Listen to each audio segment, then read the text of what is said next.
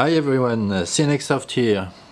I've been using Xiaomi Mi A1 smartphone for about 4 weeks now, almost 1 month, and I'm going to report my experience about the phone.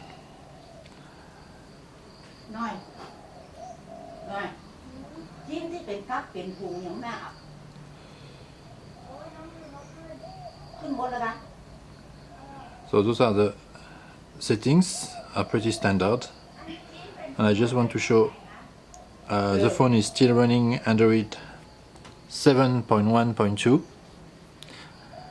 but I get three security updates since I got it, because it's part of Android 1, and I'm expecting it to be upgraded to Android 8 by the end of the year.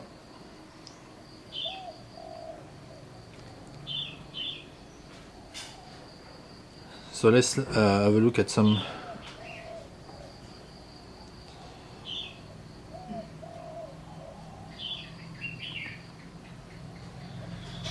Okay, I'm under attack by mosquitoes. Okay, let's have a look at some of the settings. System information. So the processor is some Snapdragon 625, octa-core processor up to 2 GHz.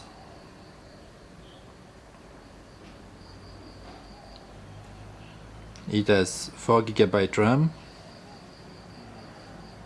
The display is Full HD. As I said, Android 7.1 for now. The battery, okay, they don't show the capacity, but I can tell you that for my use case, maybe I use it 4 or 5 hours a day to browse the web, check emails, play games, and I use it to run also with Nike Plus running. And one charge is good for 30 hours, sorry, 30 hours, and yes, charging, there is no fast charging, there is no quick charge implemented, so it takes a little longer than my previous phone, 1 hour 30 minutes for a full charge, almost 2 hours sometimes, and I cannot top up quickly in 5-10 minutes, so that's one disadvantage. Also has a thermal temperature sensor.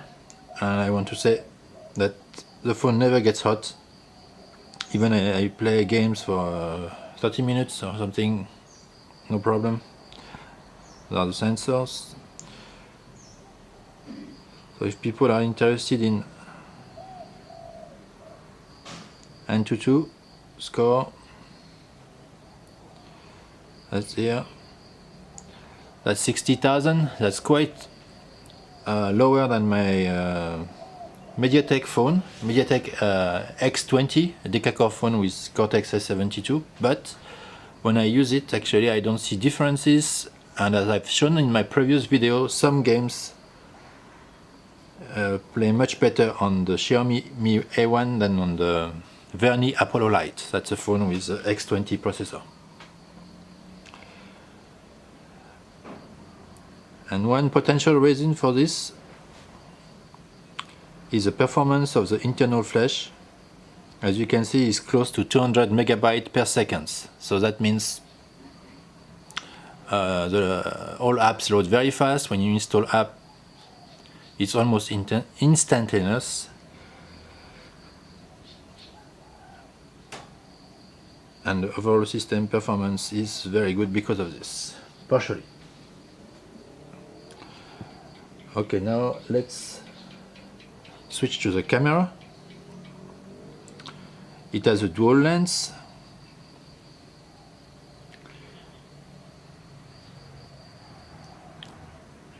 So I'm not sure if you will see here, but if I take like this and we check,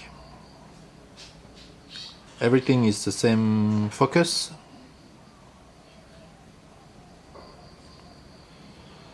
If I click the button here, it will switch to portrait mode.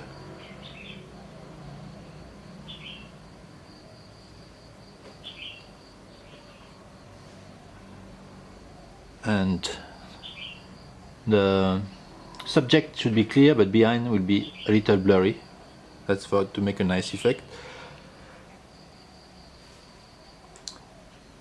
Alright, and you have multiple options like HDR, control the flash, and some others I haven't tried yet. The watermark will add some useless stuff. So overall I'm very happy about the camera. It's a big improvement, and also when you take a picture it's almost immediate, there is no delay.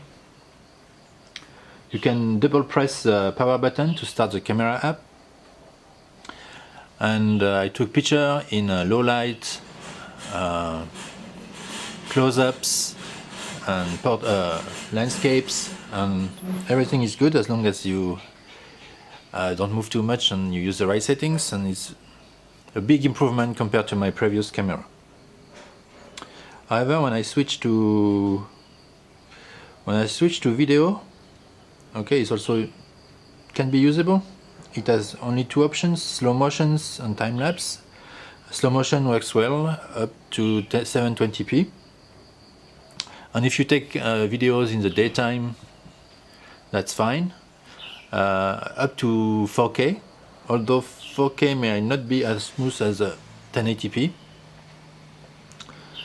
One thing to note is it records with H.264 for the 4K videos, so some play at 30 frames per second. So some players on the market, if you play on big TV, may not play it very well. But if I try nighttime videos, that's not very good, even 1080p. Maybe the frame rate drops to 15 frames per second, and for some type of audio it will become metallic. Like once I shot traffic, and you can hear the audio is quite bad. But if I shoot video and I talk, and then the audio will be fine. So the camera is definitely a plus. Alarms are working too. So a camera is definitely a plus, except you have to know for video at night may not be perfect.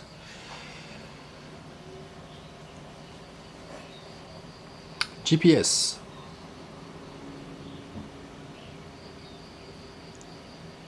Let's try to get a fix. Boom. Almost as soon as I start the app, I get the fix. And GPS is also an improvement, and one way compared to my previous phone. And one way to check this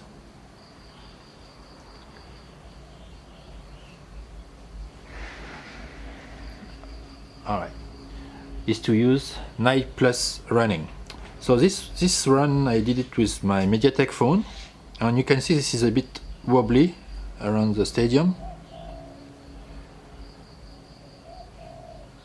And if I switch to a run with this phone, and that's 2 laps, and they perfectly overlap, and there is no problems. So accuracy of GPS is much better, and fix is fast. I'm also using Maps.me for the maps, and no problem here.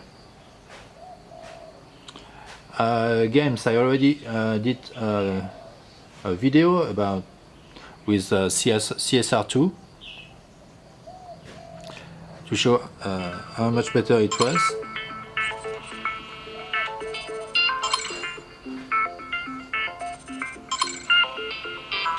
So I'm going to play Riptide GP2.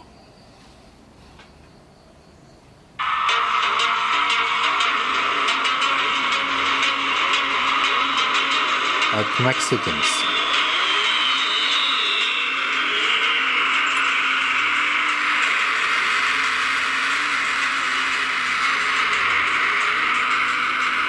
And again, all games I tried were smooth.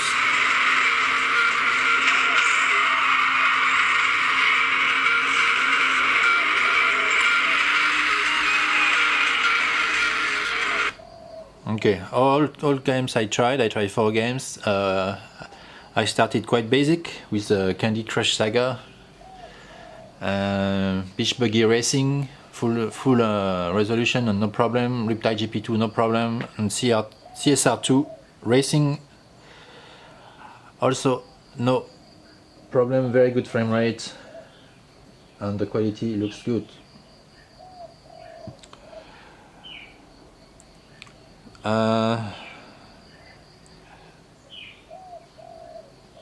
So YouTube is also working well. Oh.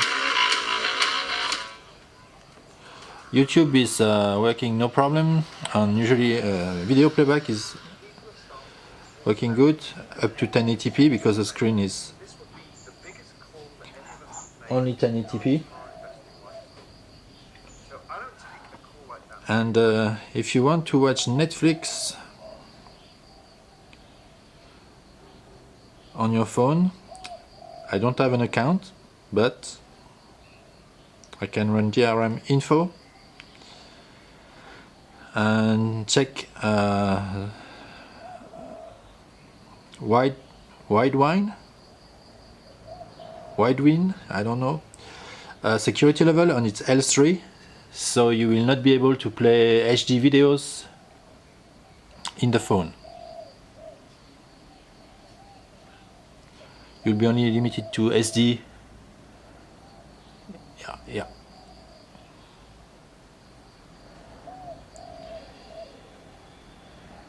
Okay, let's try to open a large PDF. So where can I get it?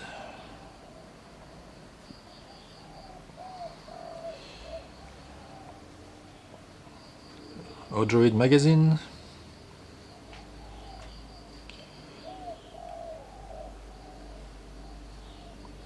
And it's scrolling through very well. Can zoom in.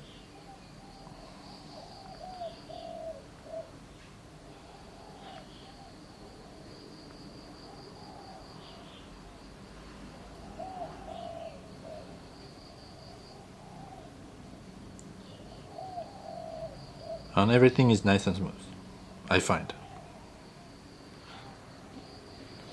Even for a Cortex A53 processor.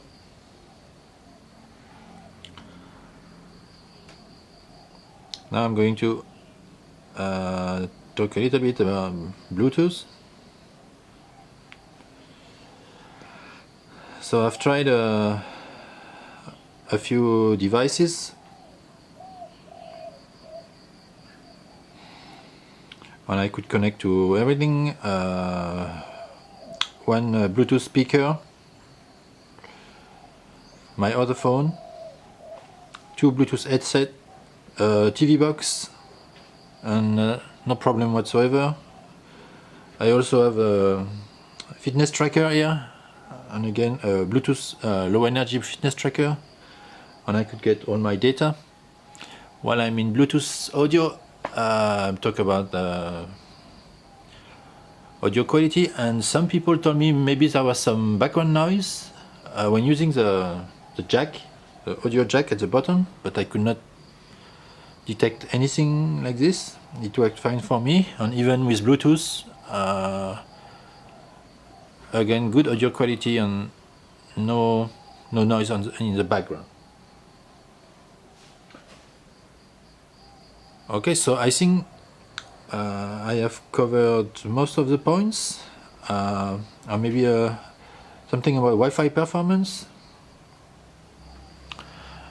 That's a very good device for this. One of my best device, except if I use Samba. If I use Samba to copy a file from the server to the phone, the performance is good. Around almost 6 megabytes per second, which in my setup is very good. But when I upload, it's more like 2.5 megabytes per second. Maybe it's an Android Nougat bug, we will see. I'm not using LTE data, so I cannot comment about this, but the phone supports it. Ah yes, it's a phone, so the calling and SMS are okay, no problem. To be honest, I only made one call since I got it. So, but when I used the phone to call, it was loud and clear and no issues here. So I can say I strongly recommend this phone. I can see very few flaws with it. And it's part of Android One. That's a key selling point. So you'll get updates, firmware updates for 2 years. However, as some people mentioned in comments in the unboxing post, you pay a little more for this to get Android One support, and maybe $40 to $50 more, because another model is Xiaomi Mi Red Note 4, I think, with the same processor, memory, storage, that cost a little like $40-50 less in the same configuration, except it has no dual camera, just a single camera, and but a larger battery, slightly larger battery. And so you save $40 if you buy the other one, but you don't get the updates. So one way to think about it is like you pay a $2 fee to get regular firmware updates with this phone. But I'm very happy about it, and it will be my main phone for the next 2 years, I hope. Alright, thank you for watching. Bye bye.